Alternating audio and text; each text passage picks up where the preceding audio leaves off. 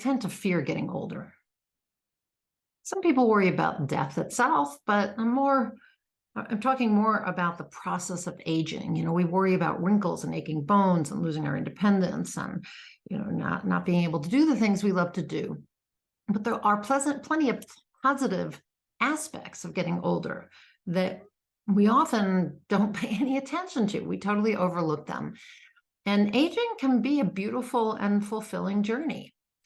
So why am I talking about this today? I'm talking about this today because it is my 63rd birthday. A lot of women don't want to say their age. I don't have an issue with it.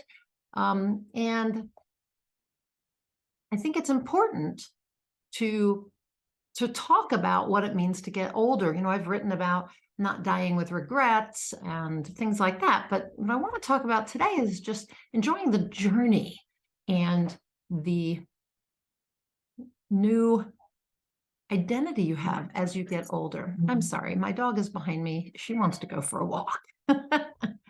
Anyway, I want to focus on the fact that you aren't getting older, you're getting better.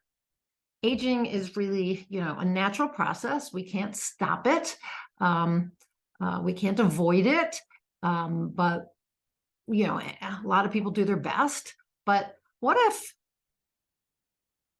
you really just focused on the fact that you're not getting older, you're just getting better?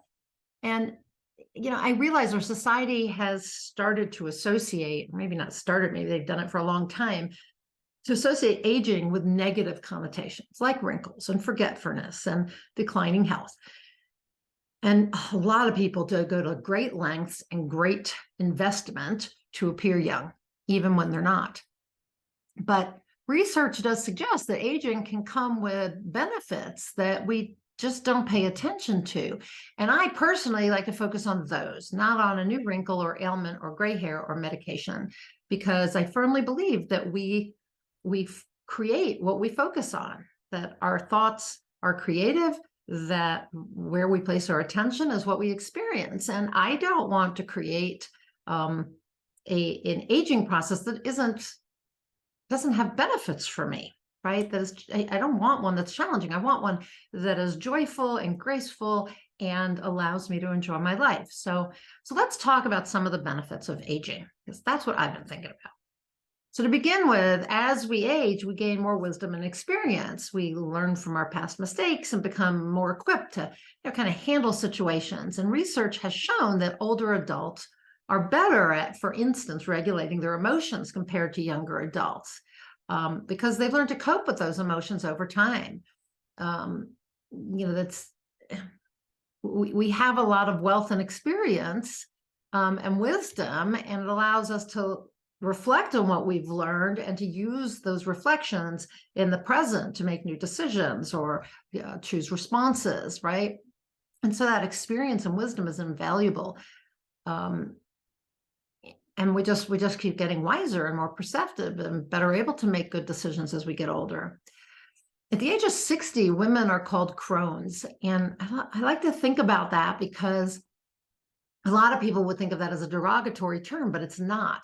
It speaks to women really coming of age and stepping into that powerful, wise woman stage of life. And that's kind of where I see myself going at 63 is, really stepping into being a crone and to stepping into my power and being courageous enough to say what I think and to share my wisdom with others. And in that way to make a difference. We really can make a difference on the younger generations or on the world at large.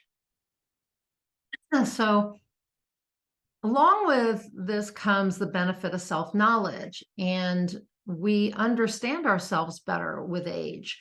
We're more aware of our strengths and our weaknesses and are better at identifying our goals and aspirations, and better able to make informed decisions and choices.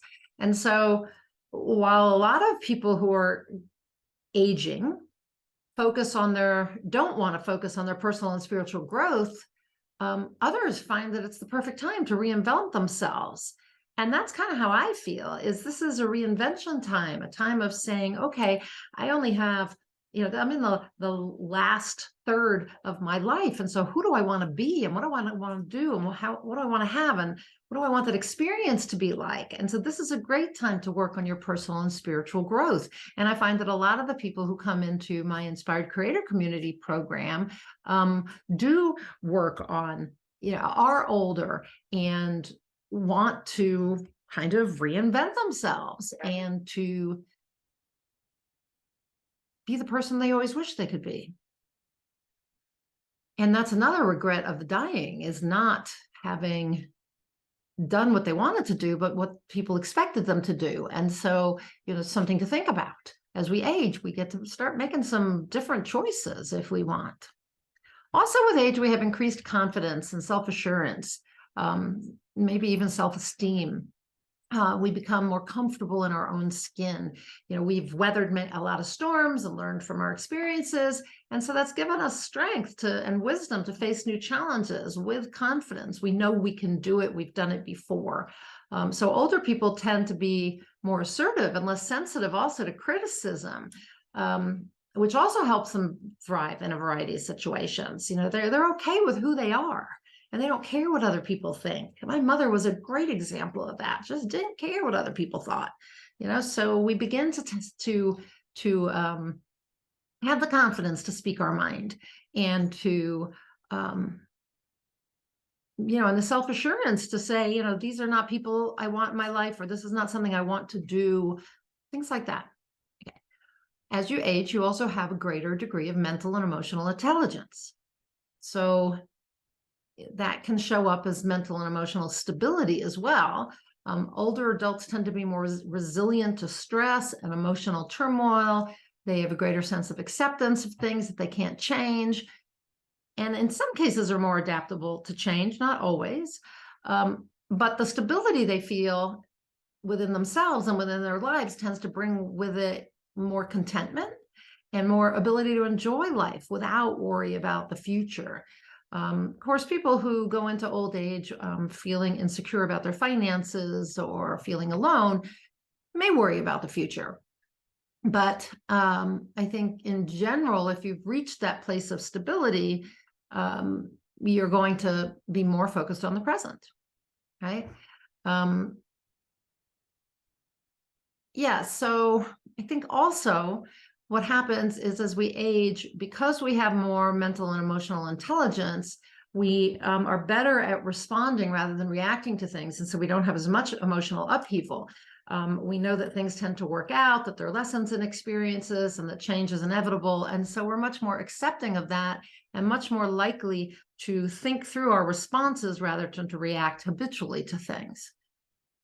Also, as we age, we tend to have stronger relationships. Our social circle may become smaller, but research shows that relationships elderly people have are more meaningful. And that means that older adults have stronger bonds with their friends and family and enjoy more fulfilling relationships. Also, once you hit the retirement age, if you choose to retire, you have more time to invest in relationships and to nurture them.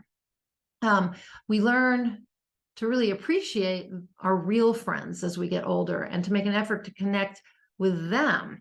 I always say there's a context in that. Like, I have friends who are still from high school, and there's a context there. They knew me when.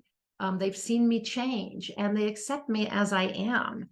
The same goes with my group of friends in Atlanta who I've been friends with for over 30 years, right? There's context. They did know me when, and they see me now, and they accept me and support me. I think also with age, we learn to let go of the relationships that aren't working for us, and to have the courage to only associate with those who add to our lives. So anyway, let me move on to physical health. So I think you could argue that that with aging comes less good physical health, poorer physical health. But you could also argue that it comes with better physical health, because as we get older, we tend to be more aware of the need to care for our physical bodies, to have self-care, and to eat healthy foods, and to move our bodies more if we can, and to take up hobbies that stimulate our minds. Aging doesn't necessarily have to mean declining health. And, there are people living well into their hundreds. My mother lived to 98. I have seen videos of people 101, 102 still working or dancing. It's amazing that, we are living longer and healthier lives. So, we start thinking about, if I am to live a long life, I want to be healthy and physically active. And so we start to focus as we're aging on exercise and healthy diet and positive outlook on life, right? All to maintain a physical, good physical health, no matter our age. So I think we need to, again, not be thinking about declining health because we're going to create declining health, but we need to be thinking about better health, that, prioritizing health so that we feel youthful and healthy long into our golden years. So if you decide to retire, you may have more time for hobbies and passions. And even if you don't retire, you may make some choices as you age in order to free up some time to do the things you like to do. And so, I think as you age, you tend to devote yourself to those hobbies and passions that you put on hold when you were younger, because again, you don't want to have any regrets. You want to do these things.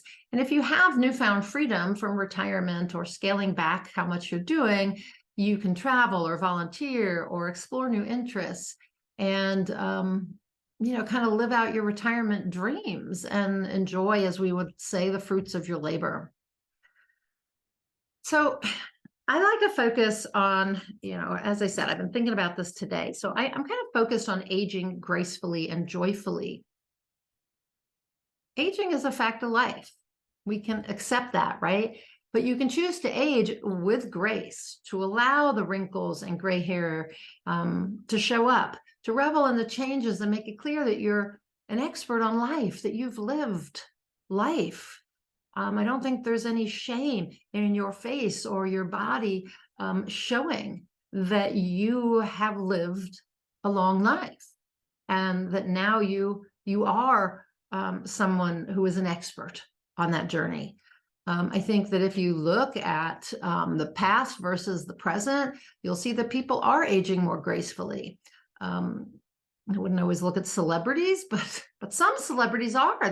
They're not doing Botox or any kind of surgeries on their face or anything like that. They're allowing themselves to age gracefully. And I think as society has put more effort or more attention on health and well-being, people are not just living longer, but living better lives than before.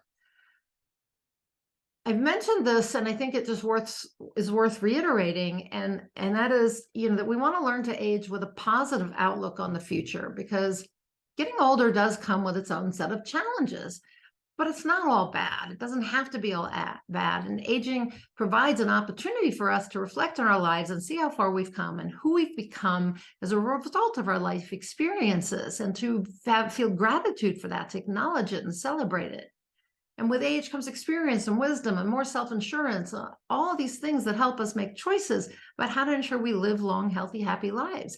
And we should embrace that and celebrate every stage of our lives, including the gifts that come with getting older. When we see getting older as a gift, as something to celebrate, then we're more likely to create an aging process that we can celebrate, that is joyous. So I think it's really essential to realize that aging is not something to be afraid of or to dread.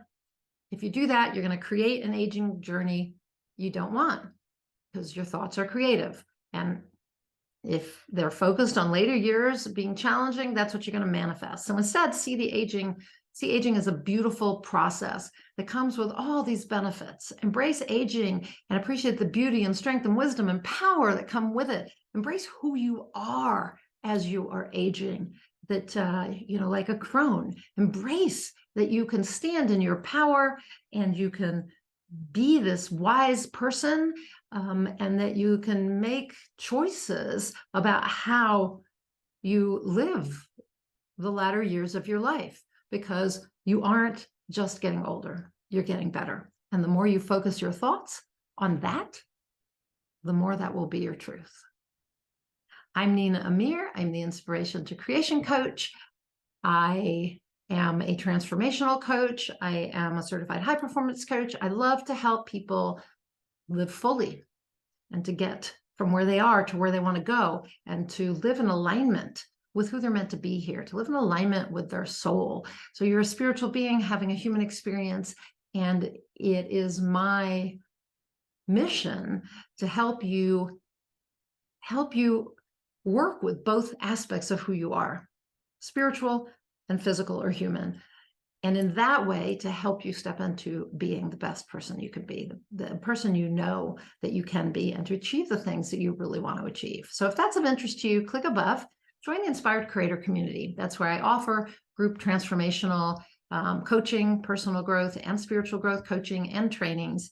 And it's a lovely community of seekers who all want to live lives that feed their souls and to step into being creators of those lives. So if that's of interest to you, click above. And until I talk to you next time, go out there and achieve more inspired results.